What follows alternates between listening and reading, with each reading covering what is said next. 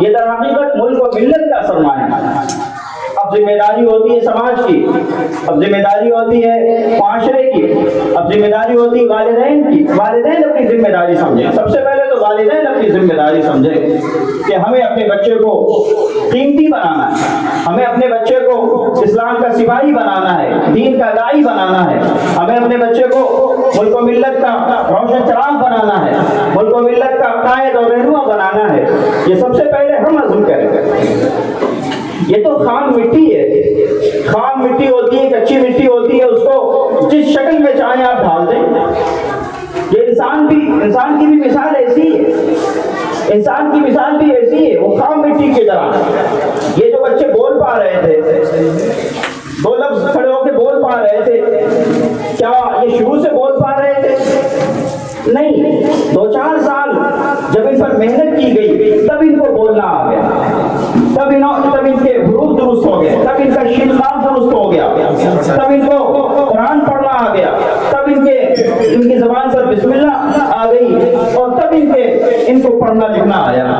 اگر ان کو ایسے ہی چھوڑ دیا جاتا، ان پر محنت نہ کی جاتی تو ظاہر سی بات ہے یہ پھر بھوکے رہ جاتے، ان کو بولنا نہ آتا، ان کو چلنا نہ آتا، اور سارے خیر کے دروازے گویا ان پر بند ہو جاتے، کچی مٹی کی طرح ہے۔ اب یہ ذمہ داری ہے والدین کی، ماں باپ کی ذمہ داری ہے، باپ کی ذمہ داری ہے کہ وہ اپنے بچوں کی اچھی تربیت کی فکر کرے، ان کے دین و ایمان کی فکر کرے۔ سب سے اولی ذمہ داری تو ماں باپ کی ہوتی ہے۔ کلکم مسئول عن رعیتہ، کلکم راع وکلکم مسئول عن رعیتہ۔ تم میں سے ہر ایک ذمہ دار ہے، نگراں ہے، نگہبان ہے، اور تم میں سے ہر ایک سے اس کے ماتحتوں کے بارے میں سوال ہوگا۔ باپ کی ذمہ داری ہوتی ہے، باپ کی کیا ذمہ داری ہے؟ وہ اپنے بچے کو کیسے تربیت دے، یہیں سے شروعات ہو جاتی ہے۔ جب اللہ پاک نے ہمارے گھر میں ایک پھول کھلا دیا ہے یا ایک کلی کھلا دی ہے، بیٹی کی شکل میں ہمیں ایک نعمت عطا کر دی ہے یا بیٹے کی شکل میں ہمیں نعمت عطا کر دی ہے، تو پھر ہم جواب دیں، پھر ہم کو ان کے دین و ایمان کی فکر کرنی ہے۔ ہم دھوکے میں نہ رہیں، پھر ہم فکر کریں کہ ما تعبدون من بعدی، میرے بعد تم کس چیز کی عبادت کرو گے، میرے بعد تمہارے دین و ایمان کا کیا حال رہے گا، اس کی ہم فکر کریں۔ پھر ہم سورہ لقمان کی وہ آیات یاد کریں، حضرت لقمان علیہ السلام کا کردار یاد کریں، حضرت لقمان علیہ السلام کی نصیحت یاد کریں جو قرآن ہمارے لیے پیش کرتا ہے۔ قرآن کہتا ہے، اللہ سبحانہ و تعالیٰ سات آسمانوں کے اوپر سے فرماتے ہیں کہ بچوں کی نگرانی اور بچوں کی پرورش کیسے کی جا سکتی ہے، ان کی پرورش تم کیسے کرو گے، تم کیا کرو گے؟ ہم بتاتے ہیں کہ تم ایسے ان کی پرورش کرو، ان خطوط پر ان کی پرورش کرو، ان عادات پر ان کی پرورش کرو۔ تو زیادہ مسئلہ نہیں ہے، قرآن پڑھ لیجئے، نبی پاک علیہ السلام کی زندگی دیکھ لیجئے، احادیث دیکھ لیجئے، اور پھر یہ امانت جو آپ کو اللہ پاک نے عطا فرمائی ہے، اس امانت کا حق ادا کیجئے، اس امانت کا حق ادا کیجئے، اس کی اچھی نگہداشت کیجئے۔ میں نے سورہ لقمان کا حوالہ دیا، سورہ لقمان میں اللہ سبحانہ وتعالیٰ نے ارشاد فرمایا، وَإِذْ قَالَ لُقْمَانُ لِابْنِهِ وَهُوَ يَعِظُهُ يَا بُنَيَّ لَا تُشْرِكْ بِاللَّهِ إِنَّ الشِّرْكَ لَظُلْمٌ عَظِيمٌ۔ یہ سب سے بڑی ذمہ داری ہے۔ وہ وقت یاد کیجئے جب لقمان نے اپنے بیٹے سے کہا، یہ اللہ سبحانہ وتعالیٰ ارشاد فرما رہے ہیں، جب اپنے بیٹے سے کہا، کیا کہا؟ یا بنیّ لا تشرک باللہ، اے میرے بیٹے اللہ کے ساتھ شرک مت کرنا۔ سب سے پہلی نصیحت اور سب سے پہلی تربیت اور تربیت کا سب سے پہلا بیج یہ کہ ہم اس کے ایمان کی فکر کریں، اپنے بچوں کی ایمان کی فکر کریں، ان کا ایمان سے لٹیرے ان کا ایمان نہ چرانے۔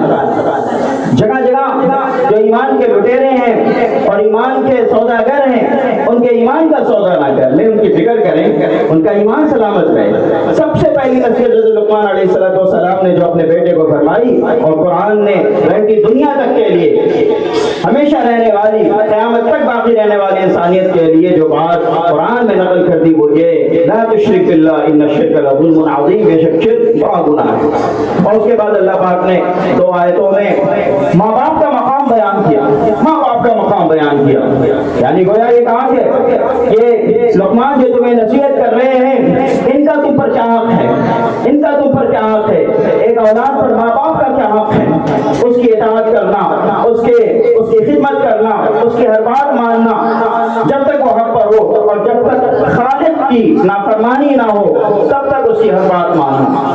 اور پھر حضرت لقمان علیہ السلام کی نصیحتوں کا تسلسل شروع ہوتا ہے، اور پھر انہوں نے اپنے بیٹے کو خطاب کیا اور قرآن نے نقل کیا اور فرمایا یا بنی اقم الصلاۃ یا بنی انها ان تک مثقال حبۃ من خردل فتكن في صخرة او في السماوات والارض يأتي بها الله ان الله لطيف خبیر۔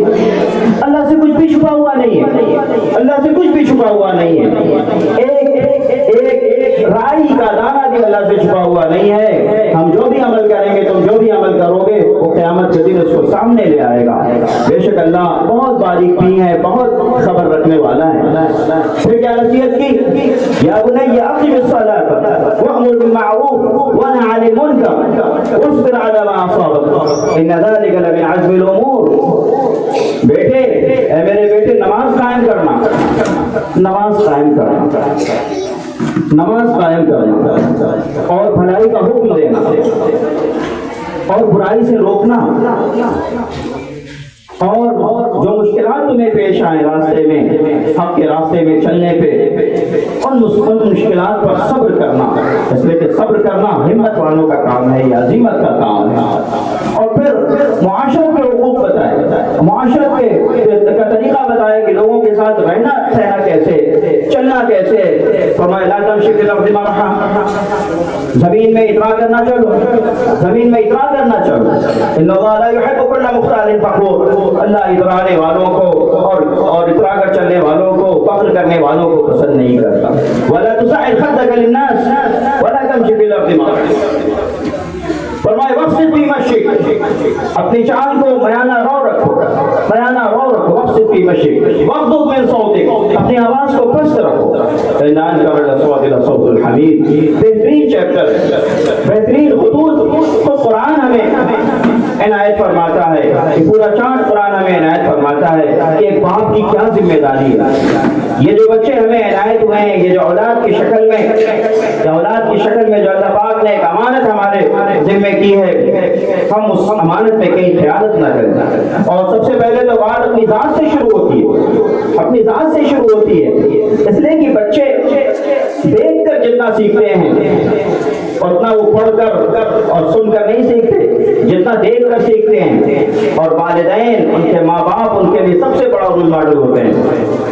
کہا جاتا ہے الابن سلو ابی، باپ کیا ہوتا ہے؟ وہ اپنے بیٹے کا عکسی تو ہوتا ہے۔ باپ کیا ہوتا ہے؟ بیٹا کیا ہوتا ہے؟ بیٹا اپنے باپ کا عکس ہوتا ہے۔ جو خصلتیں عموماً باپ میں ہوتی ہیں وہ شعوری غیر شعوری طور سے وہ بیٹے میں منتقل ہو جاتی ہیں۔ بیٹا ان چیزوں کو سمجھتا ہے، ان چیزوں کو نقل کرتا جاتا ہے۔ اگر وہ قول و عمل کا تضاد دیکھتا ہے تو وہ پریشان ہو جاتا ہے، کنفیوژن میں پڑ جاتا ہے، اور پھر اس کے اندر عجیب توڑ پھوڑ کا عمل ہوتا ہے، اور پھر وہ جھجلا جاتا ہے، پھر وہ برائی کے راستے پہ آگے بڑھ سکتا ہے۔ سب سے پہلے اپنی ذات سے شروعات ہوگی۔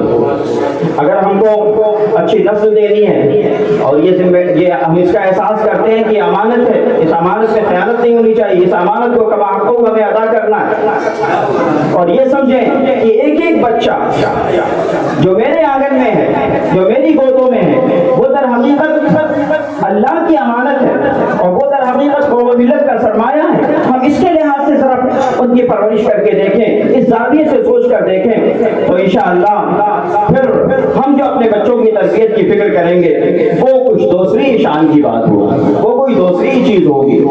پھر ہم اپنی ایک ایک حرکت اور اپنے ایک عمل پر خود احتساب کی نظر رکھیں گے اور اس کو درست کریں گے۔ بات اپنی ذات سے شروع ہوتی ہے، اپنی ذات سے شروع ہوتی ہے۔ ہم نماز پڑھنے جا رہے ہیں تو بچوں کو بھی کہنا ہے نماز پڑھنے کے لیے۔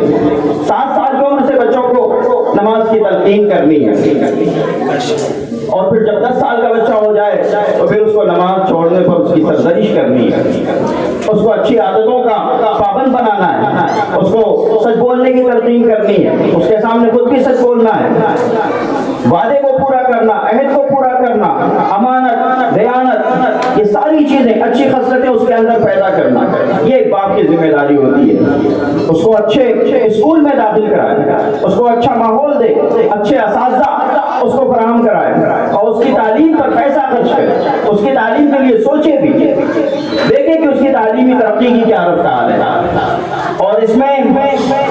بیٹے اور بیٹی کا کوئی فرق نہیں ہے. جس طرح بیٹے کی تعلیم کی ہمیں فکر کرنی ہے ویسے ہی بیٹی کی تعلیم کی فکر کرنی ہے. کون کہتا ہے کہ بیٹیوں کو تعلیم نہ دیجیے؟ کون کہتا ہے کہ بیٹوں کی تعلیم ہوگی لیکن بیٹیوں کی تعلیم پہ بات نہیں ہوگی؟ دونوں کی تعلیم کی ہمیں فکر کرنی ہے. بلکہ سچائی تو یہ ہے کہ اگر بیٹی کو تعلیم دے دی جائے، ایک بیٹی ایک لڑکی کو تعلیم دے دی جائے تو پھر گویا ایک نسل کو تعلیم دے دی گئی، گویا ایک نسل کو تعلیم دے دی گئی. جو تعلیم یافتہ ماں ہوتی ہے آئندہ اس کو ماں بننا ہے، آئندہ اس کو ماں بننا ہے. اب اگر اس کی تعلیم ہوگی، اچھی تعلیم ہوگی، اس کی اچھی تربیت ہوگی تو پھر اس کی گود میں پلنے والی نسل بھی اعلیٰ ہوگی، تعلیم یافتہ ہوگی. ایک مشہور مقولہ ہے کسی بڑے فاتح کا، کسی بڑے جرنیل کا اور کسی بڑے لیڈر کا، نپولین بوناپارٹ، اس کا یہ مقولہ ہے. اس نے کہا کہ تم مجھے تعلیم یافتہ مائیں دو، تم مجھے تعلیم یافتہ مائیں دو، پڑھی لکھی مائیں دو، میں تمہیں عظیم قوم دوں گا، میں تمہیں عظیم قوم دوں گا.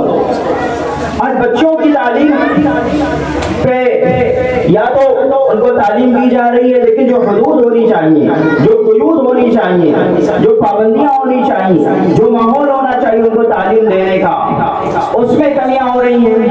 اور یا تو پھر ان کو تعلیم ہی نہیں دی جاتی، ان کے تعلق سے زیادہ سوچا ہی نہیں جاتا. نہیں، لڑکیوں کی تعلیم کی فکر ہونی چاہیے.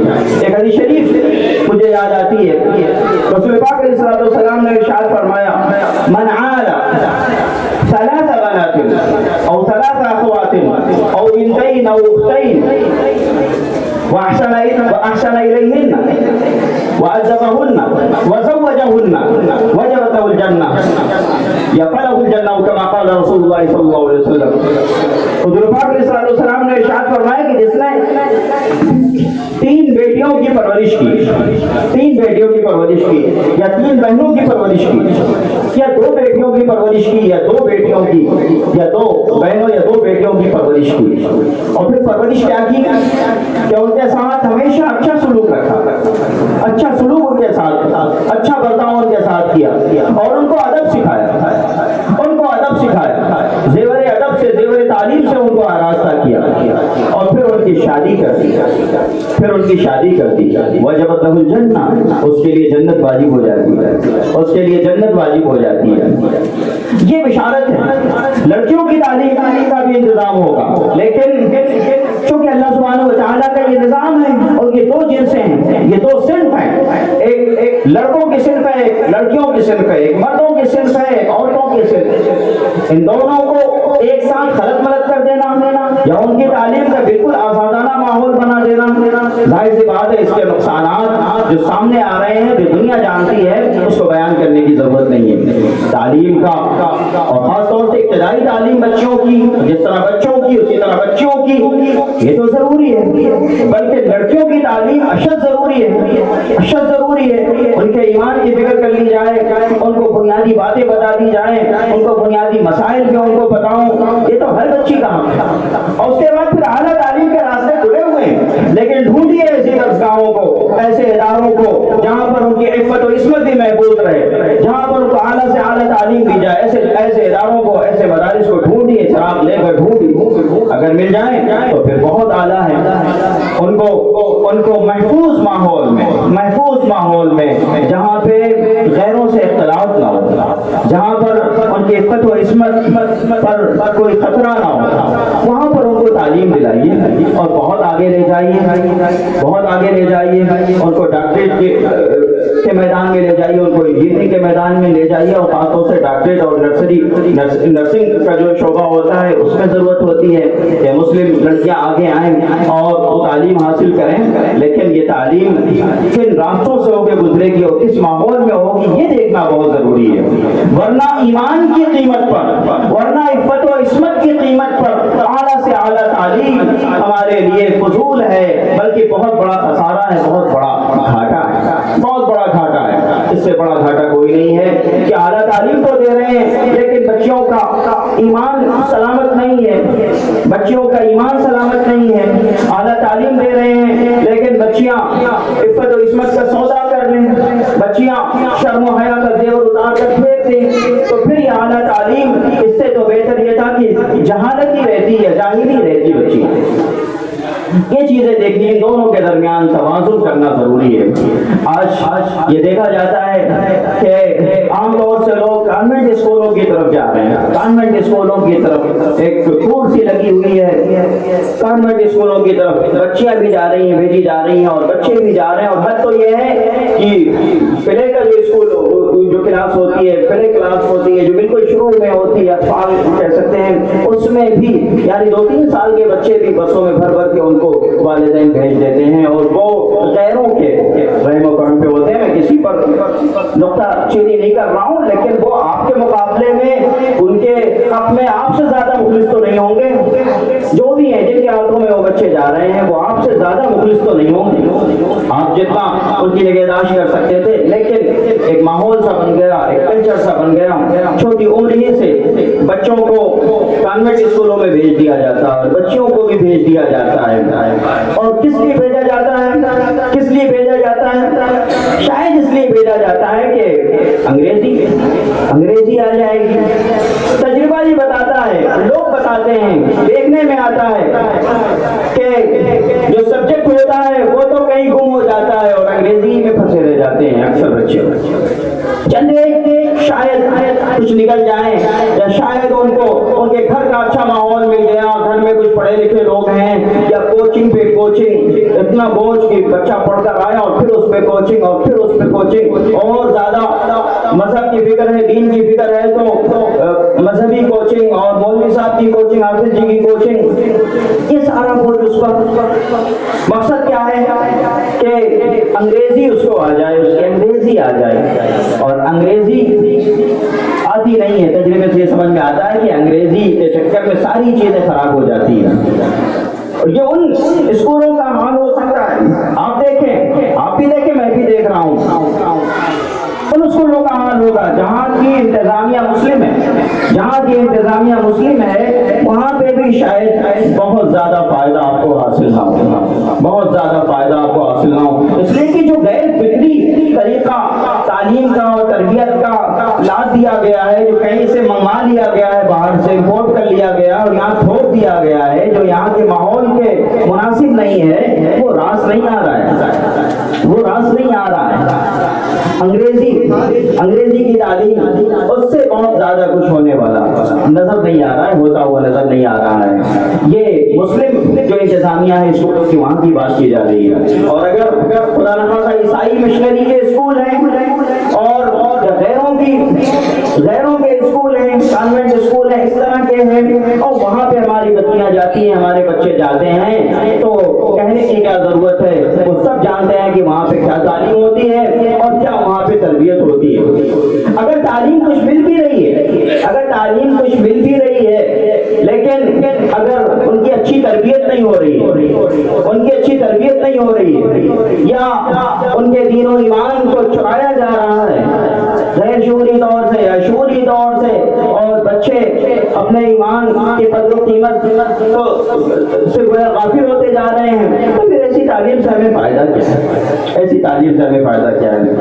علامہ بلکہ اکبر الہ آبادی بڑے شاعر گزرے ہیں، انہوں نے طنز کیا اس صورتحال پر۔ انگریزی کے بڑے اچھے ماہر تھے اور مغربی تہذیب کو اچھی طرح دیکھا تھا، اچھی طرح پرکھا تھا، اور جج کے عہدے پر فائز ہوئے اکبر الہ آبادی، لیکن جب کہنے پر آئے تو یہ کہا، انگریزوں کے زمانے میں جج بنے تھے، کہنے پر آئے تو یہی کہا کہ کیا فائدہ ہے؟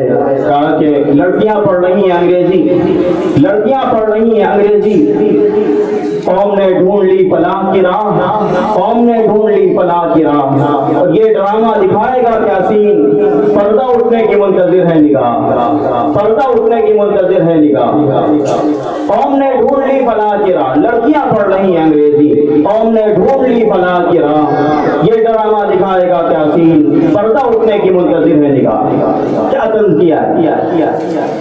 یہ جتنا مفید ہے یہ سسٹم، یہ چیزیں جتنا مفید ہیں، شاید اس کے نقصانات اس سے بہت زیادہ ہیں۔ اثمهما اکبر من نفعهما، ان کے نقصانات ان کے نفع سے بہت زیادہ ہیں، اور جس چیز کا نقصان زیادہ ہو بنسبت اس کے فائدے کے تو وہ چیز قابل ترک ہوتی ہے، اس کو چھوڑ دیا جاتا ہے، یہ نہیں کہ تھوڑے سے فائدے کے لیے زیادہ نقصان برداشت کیا جاتا ہے۔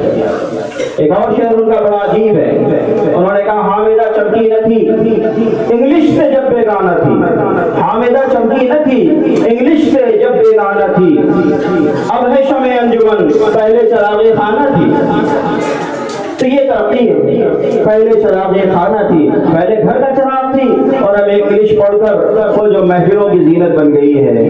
تو یہ صرف انگریزی کے لیے یا ایمان کی قیمت پر، عفت و عصمت کی قیمت پر ہم اپنی بچوں کو کیا تعلیم دے رہے ہیں، اس کو دیکھنا بہت ضروری ہے، اور یہ ذمہ داری والدین کی ہے، والد کی ذمہ داری ہے، ماں کی ذمہ داری ہے کہ وہ اپنے بچوں کی اچھی تعلیم و تربیت کی فکر کریں، یقیناً ان کو اعلیٰ تعلیم دیں، یقیناً ان کو اعلیٰ تعلیم دیں، ان کو اچھی تربیت سے ہم کناعت کریں، لیکن جو اس کے خطرات ہیں، جو اندیشے ہیں، اور جو چیزیں سامنے آ رہی ہیں ان کو نظر میں رکھتے ہوئے اپنے بچوں کی اور اپنے بچوں کی تعلیم و تربیت کی فکر کرنے کی بہت ضرورت ہے۔ الحمدللہ یہ مدرسہ عین الاسلام جو مکتب کی شکل میں ہے، عین العلوم، اس کی جو کارکردگی ہے قابل اطمینان ہے، دیکھنے میں آ رہا ہے، اور ماحول ایسا ہے کہ ہر طرف کانوینٹ اسکولوں کا چرچا ہے، اور کانوینٹ اسکولوں کی طرف ہم بھاگ رہے ہیں۔ اچھا، جو لوگ کانوینٹ اسکولوں کی طرف جا بھی رہے ہیں وہ کبھی ایسا محسوس ہوتا ہے جیسے ایک سراب کی طرف بھاگ رہے ہیں، ایک سراب جو دور سے، سراب اس ریت کو کہتے ہیں جو صحرا کی ریت دور سے پانی کا گمان ہوتا ہے، جس پر چمکتی ہوئی دور سے نظر آتی ہے، لیکن جب آدمی قریب جاتا ہے تو پھر وہ سراب ہوتی ہے اور اس کی پیاس کا کوئی حل وہاں پہ موجود نہیں ہوتا ہے۔ ایک سراب ہی کی طرح ہے، ایک سراب ہی کی طرح ہے، جس کے پیچھے ایک بڑی تعداد ہماری مسلمانوں کی اور غیروں کی تو بات ہی چھوڑیے، وہ اس کے پیچھے دوڑتی چلی جا رہی ہے، لیکن نقصان کس چیز کا ہو رہا ہے؟ نقصان ایمان کا ہو رہا ہے کہیں نہ کہیں، نقصان عفت و عصمت کا ہو رہا ہے کہیں نہ کہیں، اور نقصان اپنے عقیدے کا ہو رہا ہے۔ یہ جو ایک اسکول عین العلوم، یہ کہا جا سکتا ہے کہ کانوینٹ کی اس لہر میں